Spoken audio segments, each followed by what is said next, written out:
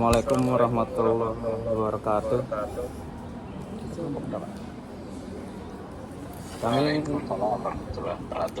Kami dari kelompok 5 akan mempresentasikan makalah kami.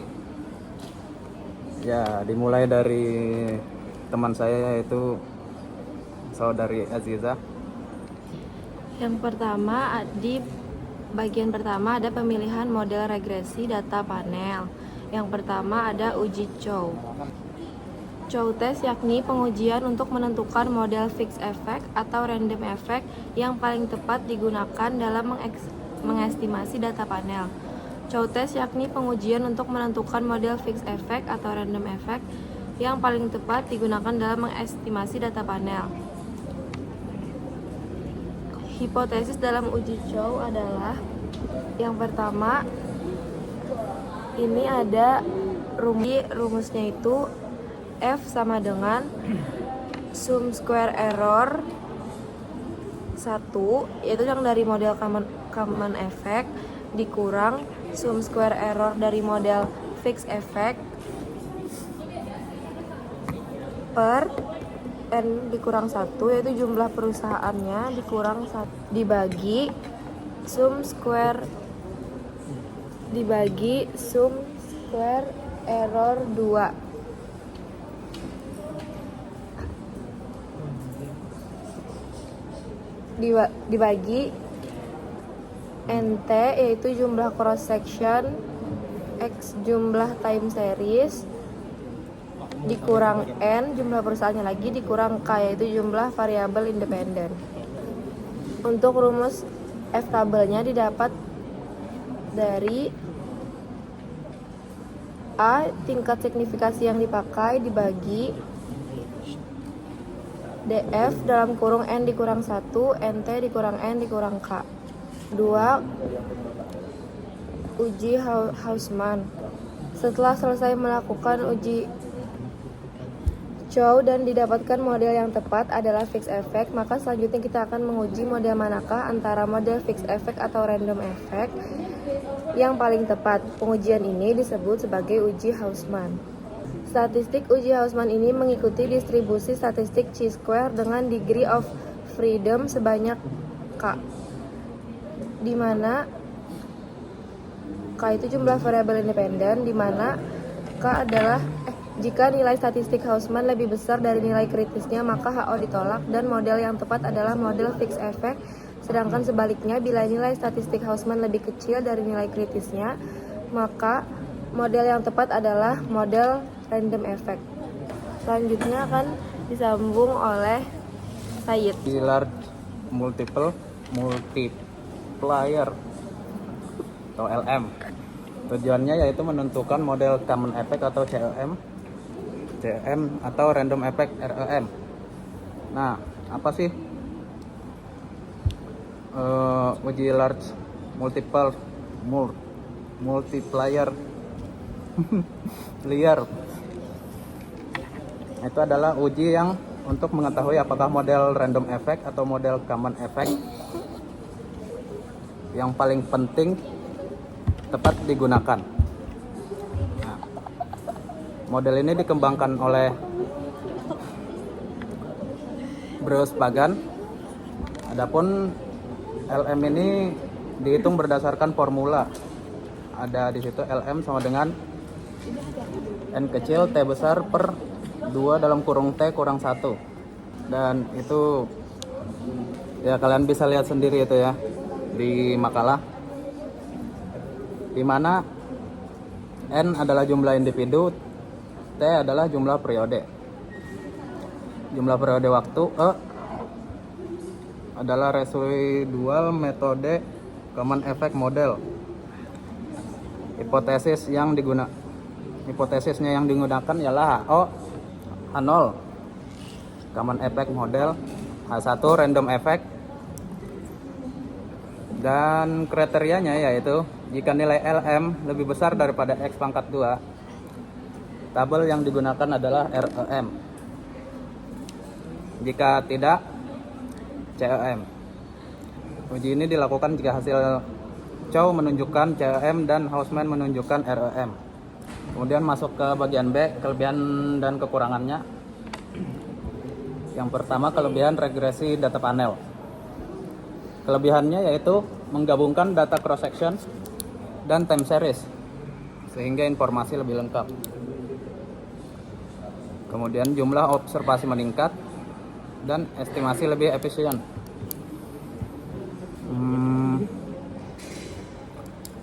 Mengurangi multikolinearitas antar variabel. Mengontrol Kemudian mengontrol heterogenitas individu melalui FEM REM. Dapat mendeteksi dan mengukur efek yang tidak bisa ditangkap data murni, cross section atau time series. Kemudian lebih efektif untuk mempelajari dinamika perubahan. Setiap yang punya kelebihan pasti ada kelemahan ya adik-adik.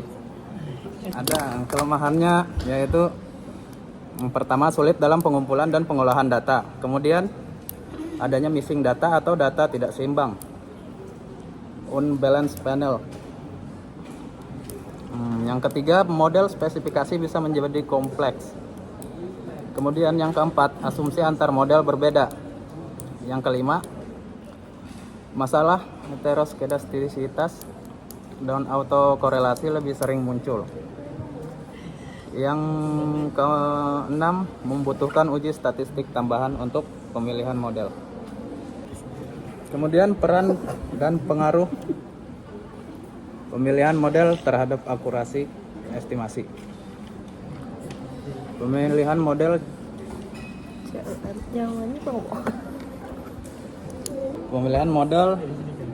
CEM, FEM, REM menentukan akurasi dan validitas hasil estimasi model yang tepat estimasi ya. Model yang tepat menghasilkan estimasi tidak bias dan efisien. Kemudian koefisien regresi yang lebih representatif, kontrol heterogenitas individu secara optimal, prediksi dan kebijakan berbasis data yang akurat, kemudian relevansi dalam penelitian ekonomi dan bisnis Islam. Digunakan untuk menilai efisiensi bank syariah, menganalisis pengaruh kebijakan ekonomi terhadap pembiayaan syariah, dan mengukur kinerja zakat, wakaf, dan BMT.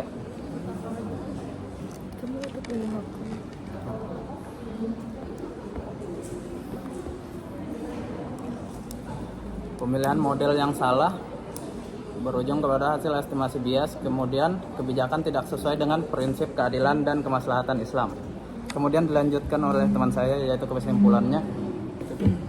Berdasarkan pembahasan yang telah dijelaskan, dapat disimpulkan bahwa model regresi data panel merupakan alat analisis yang sangat berguna dalam penelitian ekonomi dan bisnis Islam, termasuk ekonomi Islam juga. Model ini membantu peneliti memahami hubungan antar variabel dengan lebih akurat karena memadukan data antar individu dan antar waktu. Pemilihan model yang tepat seperti common effect, fixed effect, atau random effect sangat penting agar hasil penelitian tidak bias dan sesuai dengan kenyataan. Uji seperti Chow test, Hausman test, dan Lagrange multiplier test diperlukan untuk memastikan model yang digunakan sudah benar. Dalam penelitian ekonomi dan bisnis Islam, model regresi data panel dapat digunakan untuk menganalisis hal seperti efisiensi bank syariah, pengaruh kebijakan ekonomi terhadap pembiayaan syariah, atau kinerja lembaga zakat dan wakaf. Dengan hasil analisis yang akurat, penelitian dapat membantu menghasilkan keputusan dan kebijakan yang sesuai dengan nilai-nilai Islam seperti keadilan dan kemaslahatan. Ya, sekian. Kalau ada yang belum jelas mungkin bisa ditanyakan dalam penelitian ekonomi syariah masa kini, termaksud pada sektor fintech yang berbasis syariah, yang datanya itu bersifat dinamis dan cepat berubah. Nah, model ini itu kawan menggabungkan variasi antara entitas lawan waktu, sehingga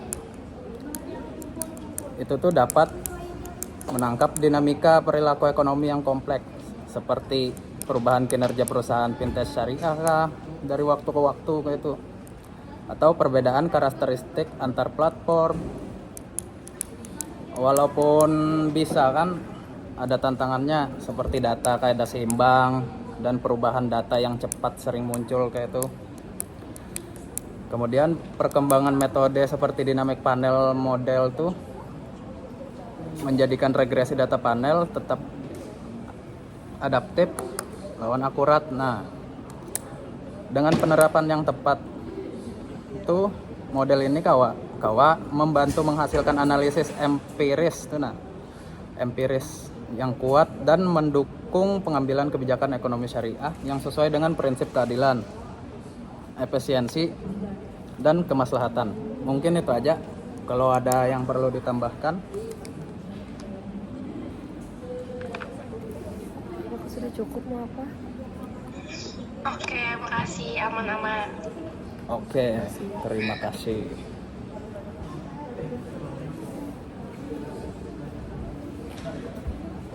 Selanjutnya izin menjawab pertanyaan Hanif yang bertanya tentang kelebihan dan kelemahan dari regresi data panel, terutama dalam konteks penelitian ekonomi syariah, dan bagaimana kelebihan tersebut dapat menganalisis kinerja lembaga keuangan syariah.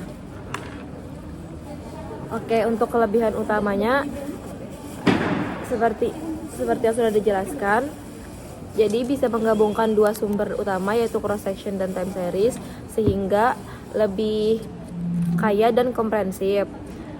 Lalu juga memungkinkan peneliti melihat perbedaan antar entitas sekaligus dinamika perubahan dari waktu ke waktu. Misalnya perbandingan kinerja bank syariah dari periode ke periode serta perbandingan antar bank pada periode yang sama. Jadi itu meningkatkan kemampuan analisis terhadap faktor-faktor yang mempengaruhi kinerja lembaga keuangan syariah secara lebih holistik. Lalu mengurangi masalah multikolinearitas antar variabel. Karena variasi antar entitas dan antar waktu memungkinkan perbedaan pola yang lebih jelas antar variabel independen.